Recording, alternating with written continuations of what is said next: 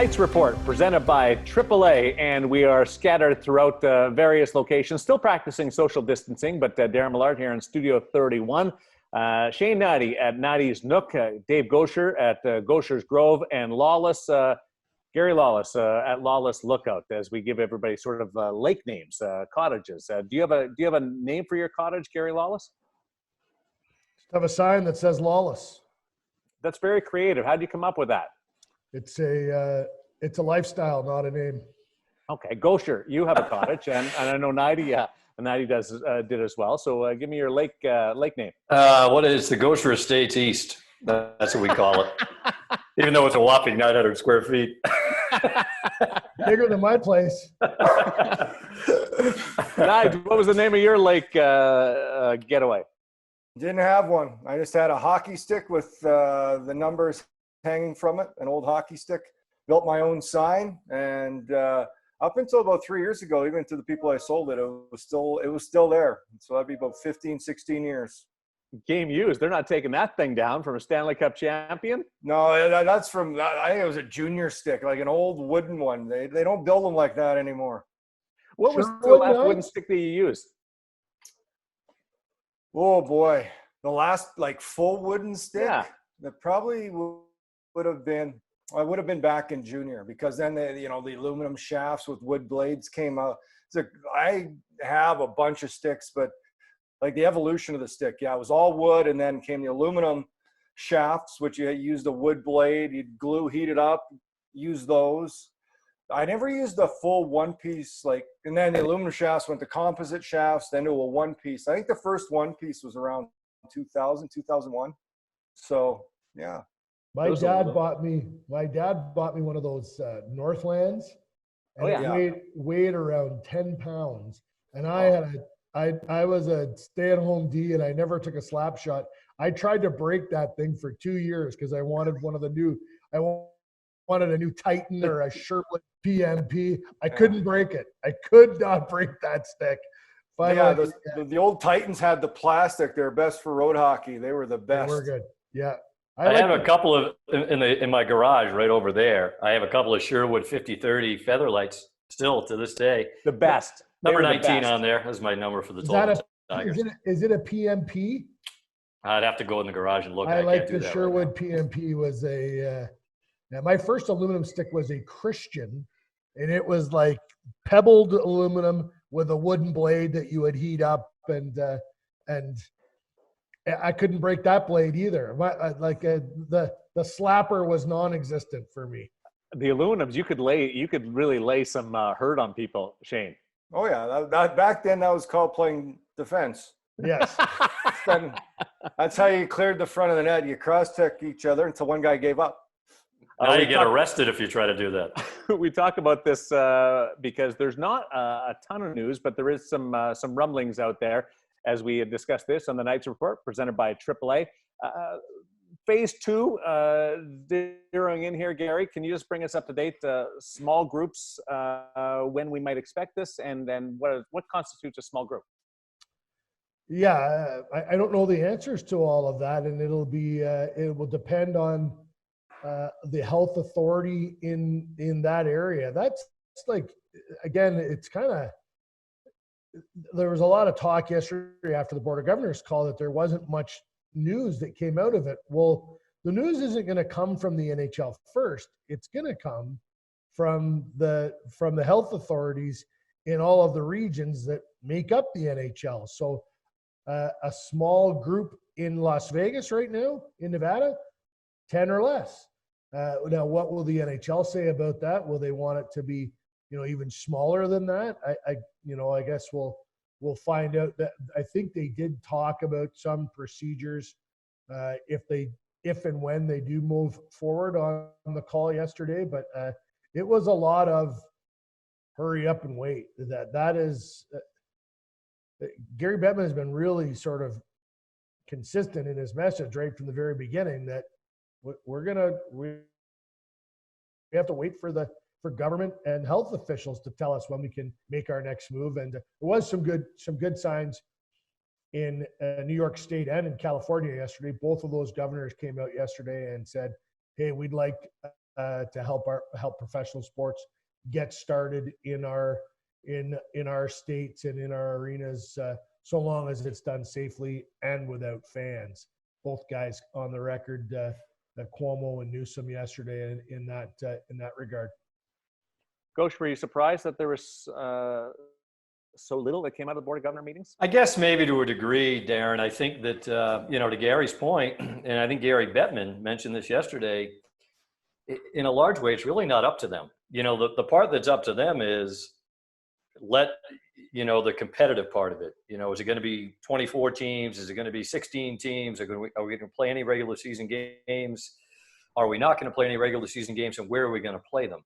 But outside of that, and I think, this has been stressed all along. This is the decision that's going to be made by scientists, by certain government officials. And, Gary Bettman did reiterate yesterday, they will not jump the line in terms of testing, right? Which I think good on them, nor should they, right? It would be a horrible look optically for the NHL if that ever happened. So it keeps coming back to those 7 letters, testing.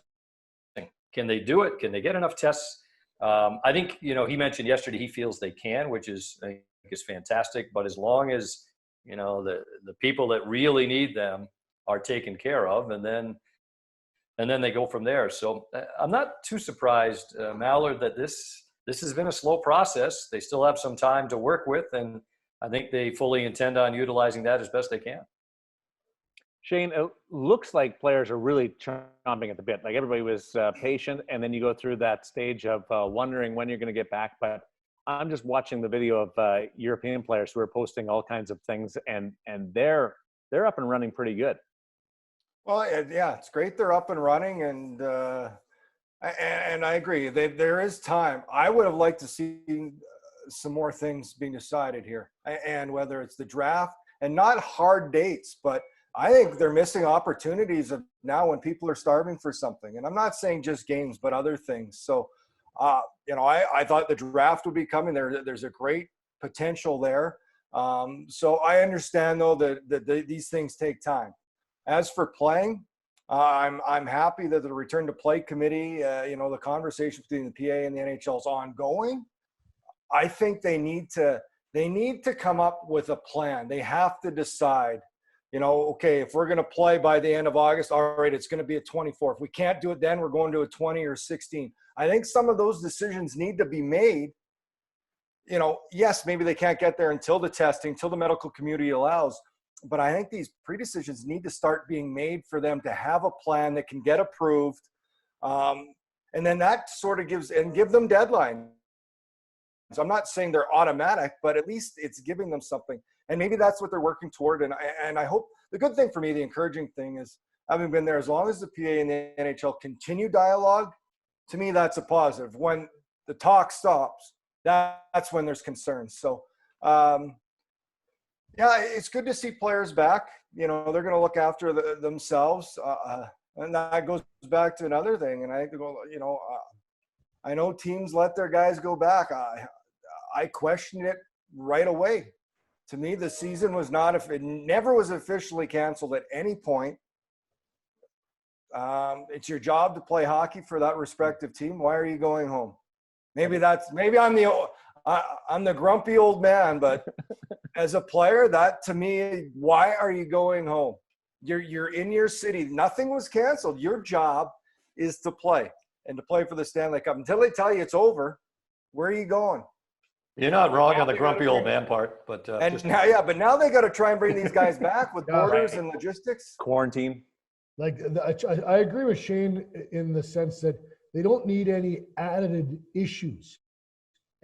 So the Canadian government just came out today and said that the border between Canada and the U.S. is going to remain closed except for non-essential travel for another month. Now everyone can say, "Oh well, they'll get special dispensation for that." It's another hurdle. It's another issue that is now on Gary Bettman's plate. How do I figure out how do I get Austin Matthews and Freddie Anderson back to Toronto so that they can start to skate with their teammates again when we go to phase 2? And they're going to have to quarantine for 14 days. Like we can guess all we want that the NHL is going to get treated in a special fashion. I'm Canadian, lived there my whole life. I'm not so sure that that's going to be the case, that Justin Trudeau is going to wave a magic wand and make everything easy for the National Hockey League. I'm not sure about that. Indications are that the draft will not happen earlier, but that hasn't been fully decided yet. I don't get but that. I don't either. Yeah, why not? If you can do it and do Yeah. the job that the NFL did. Oh my goodness, it was terrific. Yeah. Like I understand the commerce of player commerce, trades, et cetera, a reset of. I heard Chuck Flesher talking about it, saying this is the opportunity where you reset the roster. Okay, well, hold the draft now, and instead of trading draft picks, when the offseason does arrive, trade prospects, players that you've already selected. You know, we saw George McPhee and Kelly McCrimmon move Nick Suzuki as part of a package to get Pacioretty. Well, that happened after the draft. To me, that's there's an opportunity to create some buzz, to get something done, and to get the NHL back working as a group, even if it's remotely. I don't. To me, it's a bit of a head scratcher. What do we think, Mallard? What's the issue, or Gary? Is it just they cannot? 31 GMs can't get on the same page with it, pretty much. I think it's as much time as you have to prepare, and two, your success in the playoffs and the back and forth of do you handle things differently if you're really successful or not so successful? Yeah, I think also the lottery is a big factor, right? Because if it becomes 24 teams, all right, that are gonna be in the expanded playoff, then there's only 7 teams that are eligible for the lottery, and some teams are going to go play and get bounced in 2 games or however quickly it happens, and then they'll be like, oh, so we didn't really get a chance to win the Stanley Cup, and now we're out of the lottery as well. So then the other side of the coin is, at first they were going to expand it and have the lottery to 14 or 15 teams like it normally would be. But then there were other GMs saying, well, what if Winnipeg wins the lottery and then they're a playoff team and Hellebuck gets hot and they win the Stanley Cup? How can we have that? So, and to be honest with you, that seemed like a remote possibility to me. And if it did happen for them, wow, good for them. You know what I mean? Yeah, we've said it, I don't know how many times, for every scenario, whether it's the draft, whether it's playing, whether it's players, whether it's teams, whether it's individuals, it's not going to be fair for everyone. This is unique circumstances, which no one has crossed these type of obstacles. So things are going to change, but it's not going to be perfect, but let's find what works best. And I think there needs to be some buzz. And that's where it goes back to, if they could find at least, a soft date, a plan, I think that would help them understand maybe a draft to move ahead with as well. What a stage to have the draft to springboard to the discussion about what the return to play a format, when I'm sure it would be decided by then. What an opportunity that would be. I'm with you guys there, but that's for the 31 general managers right now to discuss. Unique is the word of the day when it comes to what a broadcast will look like when the National Hockey League does return to play. And we have a play-by-play man, color commentator, an analyst, and a ringside. Well, you're an analyst on the radio as well, Gary, but also between periods on television with AT&T Sportsnet. So, give me your take on what a return to play looks like in your mind, given everything that you've heard. Well, I'm curious, Mallard, to see what it all looks like, and quite honestly, I've heard all different things. One is maybe guys like us aren't allowed in the building. Let's say for the sake of argument, T-Mobile is one of the sites that they end up playing, but wherever it might be, there's no guarantee that we would be in the building. If you're trying to limit the amount of people in there, let's say for the sake of argument, it's against Nashville in the first round. You're talking about us, you're talking about Nashville's TV team, VGK Radio and Nashville Radio, NBCSN, Sportsnet in Canada. That adds up pretty quick to a lot of humans if you're trying to limit as much as possible how many people are in the building. So I think it's feasible. You could see us sitting in a studio, almost pretty much where you're sitting right now, Darren, and maybe calling it, off a monitor. And Have you done that? The latest installment has been the EA Sports game Shane and I have done off a laptop. Okay. That's been great. Great prep. You had no idea that was going to be prep for a return to play. No, not at all. But no, I think, and you know what? At this stage of the game, if that's what it ends up being, I think we would all take that. I think it's going to be very strange with no fans, and especially early on. I haven't seen or read or heard of anything where fans are going to be allowed in. Maybe, and it's a stretch, maybe if you pushed it, into the third or fourth rounds. But I think it would be very odd. But again, what other option do we have right now? The Bundesliga, that is the soccer league that's up and running right now, they have media in the building. They have a limited number. I don't think there's a lot of connection with the players, but they do. It's a fine line for the NHL, and you obviously want to promote health and safety, but if you're putting these games on, you're putting them on for a reason, and you want them to be the very best that they can be. And the broadcast is, and we'll get into this in a minute, but the broadcast is going to be very important. I'm not sure how having Dave and Shane up at the top of the stands has anything to do with the safety of the players. Like you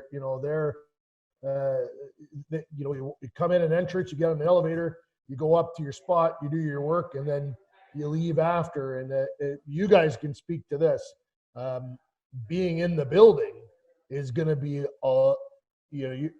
lot more relatable than being in front of a TV and then a monitor and then sending it elsewhere. It's also the opportunity to, people are going to want to know what the players are saying before games, after practices. Yeah. Like the whatever the league cooks up in terms of, maybe it's a Zoom conference calls with coaches and a few players every day. All of those things are going to be, it's going to be crucial to get. We'll go down that path in a second. But right. Just, Shane, what do you think the challenges would be for you as an analyst calling a game off tube or the big screen compared to being in the building? Well, there's one, for me, there's one major one. And that's, for anybody who doesn't know, every broadcast has their own truck, has their own replays, has their own ads. So in this scenario, this for sure will happen. There will be one feed. Yeah. And I've worked at this when I cover world championships, covered 4 or 5 of those. When you cover with so many teams, so many countries over there, you can't have different trucks. It's one world feed. And that would be the same for these games. For whatever hub city you're in, it'd be one truck. And it would be a feed from both teams that would give the highlights. Whereas when Dave and I work, I'm allowed to pick my highlights, kind of dictate the way I want them to go along with our producer and our director. So it's more a little bit of ad lib of what's coming up. You may not know what's coming up at times. You kind of have to read off your monitor, which to be honest with you, I enjoy it. It's a test to keep you sharp. I have to pay attention. Look out. But no, it's that would be the major hurdle for me, and that's the major change for an analyst, and even for Dave for reads. The way we program our show, it'll be the production, which our producer will certainly walk us through. For Dave reading ads and whatever it may be, I'll come at different times. So that's the biggest difference. Other than that, off monitor, obviously I've done it. It's not ideal, but like I said, Gary was saying, it's going to be our job to bring these games to life, and you can through monitor. And ideal is to be in an arena if possible, because you get a feel for the game, obviously being there. But yeah, and then, as Gary said, we're going to hear these players talk. The busiest man will be the guy with the button. Beep, beep, beep, beep. I don't think anybody's going to get access to players or coaches before a game. That will be unique, at least in person. In person, yeah. So, Gary, you touched on this. How important, valuable, imperative is that for broadcasters to have some kind of connection, even if it's electronically. Well, it's not just broadcasters, you know, NHL.com, beat writers, VGK.com, you know, all the stories that get told that surround a playoff series. Some of the best stuff you see is you pick up the newspaper and there's a juicy quote from Brad Marchand or whoever it is, like that stuff. We don't want the games to just be the games and no media surrounding it. You want all of that sort of all those ingredients that make it the fantastic soup that it is, playoff hockey, and all the, you know, the back and forth between coaches, and, you know, remember Ken Hitchcock and Lindy Ruff going at it in '99, like that stuff. We want to see. We want to see and hear some of that stuff, and that's going to be very important to the NHL. You have to look at this as an opportunity. Obviously, this isn't the scenario that we'd all would like, but there's going to be people that have never watched hockey before that they're going to turn their TV on and they're tired of watching CNN or Fox every night and all these reports on the economy and the virus.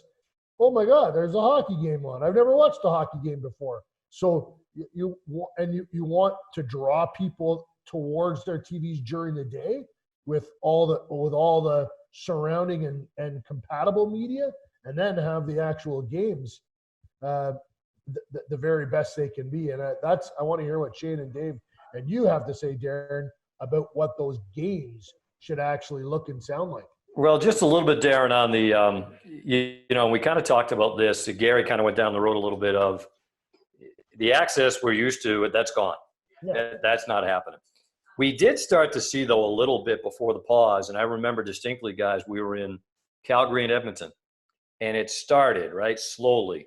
No access to the locker rooms, bringing out a limited amount of players to the backdrop. We usually have a little sidebar with Pete DeBoer for the team broadcast. That was shelved. So we started to kind of see a little bit of that before everything stopped. So my guess is make 2 or 3 players available for each team via Zoom. Everyone's in on that, both coaches, and probably this is the way it's going to have to be for right now. Would you guys be, and we'll start with Shane here, in favor of, and you can offer both perspectives as a player and as broadcaster, piped in crowd noise, or just let the game take it? I don't know. I've never experienced it. To me, I don't want to take away from the game and try and have too many things that just don't work. And to me, it sometimes seems like you're trying too hard. I have no problem with like goal music. You know, every individual, if you want to, guys, if they score a goal, each have an individual song, things like that. Each team gets their own goal song. I am interested about players being mic'd up. Obviously, there's a, like I said, that's a tough thing. The language is going to be an issue. I've been on the ice. I've been between the benches. But that also at the same time is absolute gold. Some of the back and forth between players, the guys on the bench, coaches, that to me is the way. And you're just saying, somebody watching hockey for the first time, I don't know how you clean up the language, but that stuff behind the scenes, in-game action players, to me, is the most intriguing thing that could come out of it. I just don't know if it could work, because I mentioned you're going to have to be somebody really quick on the button. Well, why does every game have to be the same? The first game, if there's going to be 3 games a day from each hub, or however 3 games a day that are all going to be televised, first game could be National Lacrosse League style with music playing throughout. Second game of the day could be, you know, more traditional. And then the last game, the late game, make it the Blue Streak Classic, and have we all watched 24/7 with all the beeping and how fascinating that was. I would try a bunch of different things early on and see what people like. And I think you also have to remember there's different audiences. Like young people, Shane's son, he'll watch the game with music playing. He'll be snapping his fingers and enjoying it and loving it. Gosher will only want an organ. Nothing else. That's right. Thank you. He wants it to be the old old Maple Leaf Garden style. You know, I think you can, you know, maybe just mic certain players for certain games and be careful about who you pick. But you know, you mic Sidney Crosby, but somebody else gets up against him and starts calling him every name in the book. That Mike's going to pick that up as well. But I would not. I wouldn't just make one blanket. This is the way it's going to be. I'd have a menu of options that, and I don't know if the technology is that good, but maybe you can pick from home. You know, I think it should be interactive somehow with fans. That'd be sure. cool. Like, and there's technology now where, and there's probably not enough time for all of this, but there's technology out there now where people can be part of the game, alternate feeds with a second screen, and all of that stuff. Nothing would be off the table for me. I would try it. Two things, and then decide. Two things. Paul Maurice and Pete DeBoer both talked about this, and about coaches being mic'd up and no crowd noise. And Paul said he went through it a number of years ago in a storm, and the linesman said, you got to tone down your language because everybody in the rink could hear you. So coaches have to do that. And if we don't see a drone, Shane, somewhere inside the rink flying around during a game, I'm going to be disappointed. I'd like 2 drones, Mallard. Why not? Just have them zooming around, you know? That would be awesome. One for each team. And just don't crash into the scoreboard. When you talk about organs, Gary, I thought you were talking about Dave's liver, but well, that's not the case. That's always an ongoing battle. Thank you. It's the Knights Report presented by AAA. Time for the quick hitters, and with this group, I thought I'd go down the automobile path. What would be your dream vehicle, Dave Gosher, if you could pick anything to drive, whether it's a classic or a late model car? I'd love I always joked around, Darren, if I had just kind of throw around money, I'd love like a 57 Chevy. Like, I'd love an old classic car, something along those lines. Like, I'm not a big car freak, you know I like the cars I like, but I'd love an old classic Chevy, you know, the bench seats, right? The big steering wheel, AM radio. That would be pretty, with the punch, the push. The push, you know, before the 8-track player came into it. So I love the old classic cars. Lawman? You know, we were out somewhere the other day, and a guy pulled up to, we were at Tivoli Village, and a guy pulled up in front of us in a Rolls Royce, the new style, and they weigh around, 30,000 pounds. They're like huge and heavy, and doesn't Kovalchuk drive? Didn't Kovalchuk have one? Yes, Kovalchuk and Getzlaff each. Yeah, so they drive the 2-door ones. I wouldn't want a 2-door one.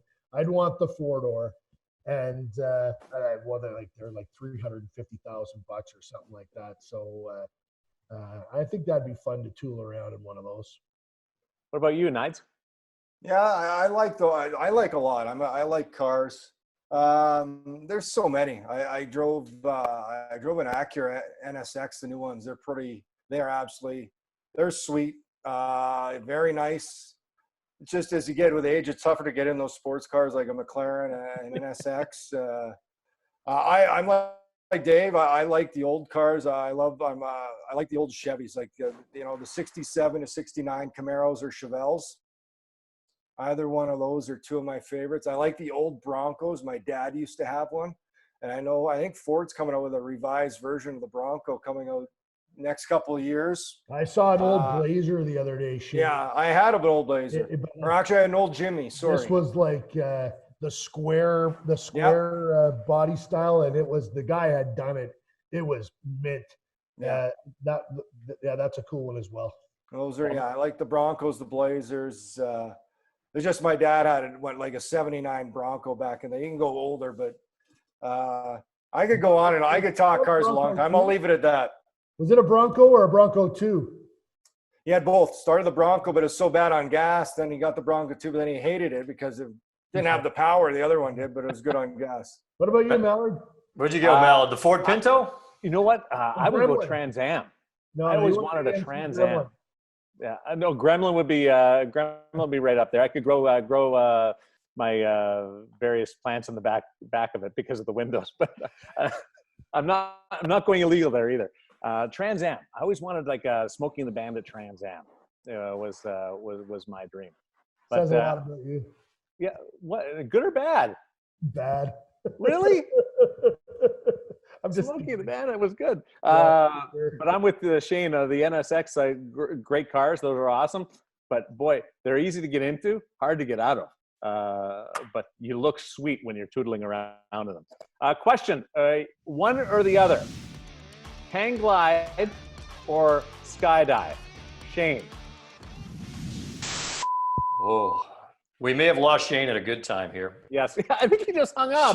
Shane, I can tell you this, is not a great flyer, Yeah. nor is his partner in crime. Duba and I, we got to interrupt for a second. Duba and I, we'll be on the plane and nothing really bothers us, and it'll get a little rocky, and Dan and I will elbow one another, and we look over at the two. They got the rosary beads out. They're gripping onto the seat in front of them. It's quite good. Shane's back. Shane's back. So The question was skydive or hang glide? Neither. Sorry. I just like to yell at some kids, get off the internet. We thought you hung up. Don't worry about school. It's last day, and I didn't know okay. Fortnite started at 11. Anyways, I'm not good with heights. I would probably say, oh boy, It's tough. hang glide. I would go, Melly. Hang Here's glide, the thing, too. 'cause I'm in control.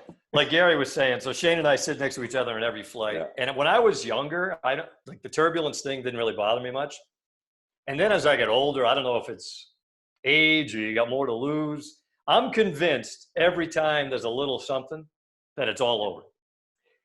And like it doesn't make any sense, but then you screw yourself mentally, right? Because you're like, well, unfortunately, the people that have suffered a fate like that, I'm sure they thought it was nothing, and then the next thing you know, it's not nothing. So anyway. what about you? So skydiving, you're jumping up voluntarily. Hang gliding, you're. Well, here's the thing. The only reason I would say skydiving is twofold. One is my dad was in the paratroopers in the Army back in the 50s and made 39 jumps he was overseas, he was in Germany. And then when he turned, I want to say 63, unbeknownst to his son, he wanted to get to 40 jumps, and he went to a place in Rhode Island where you could go to and jump out of a plane. Good. So I went to his house that night to take him out for dinner, and he said, David, it's so funny we bring this up. He goes, before we go to dinner, I got to show you this. And in my desk drawer is this VHS tape of my father skydiving. So I think as a tip of the cap to Dad, I'm not going to say I would enjoy it, and it would have to be a tandem jump, and I'd need a couple of cold ones. So to he get was up and do it. 63? Says I can tell you right now, Shane, his 63rd birthday in 1999. 40 jumps. You got to do 40. jumps. You got to do 40 by the time you hit 63. You better get going. That's a long ways away. I like the 1-800 skydive on the. Yeah, Lincoln, Rhode Island. Paul, my dad's name. Glad you grabbed the right cassette, Ghosh. Lord knows what's on some of the other ones. Hold on, let me see what else I got in here. When's the last time I saw VHS tape too? It's a VHS tape. Lawman, what are you doing? Neither. Absolutely. You got to pick one. No way. I went to the Dominican Republic with my dear late friend Randy Turner. We went on a bachelor's vacation, and he did the parasailing, and I spent my $100 going fishing, and we hit a school of mahi mahi, and I was nauseous, seasick, and I'm hanging over the boat, and El Jefe, the captain, comes and says, "We got one on the line," and they dragged me into the fighting chair. They strapped me in, and the adrenaline took over, and I was fine. And I was in, like, my arms fell off. I landed like 8 fish in around 90 minutes. They were all like big, beautiful 30, 40 pounders. And the guy, before we went, the guy said to me, we haven't caught anything in 7 days, so we might not catch anything. I went to tip him at the end of the day. He said, no tip. I said, why not? He goes, watch this. He took the 8 fish and he strung them up, stuck them on the beach, and then he stood there with his clipboard and he filled his boat for the next week with customers.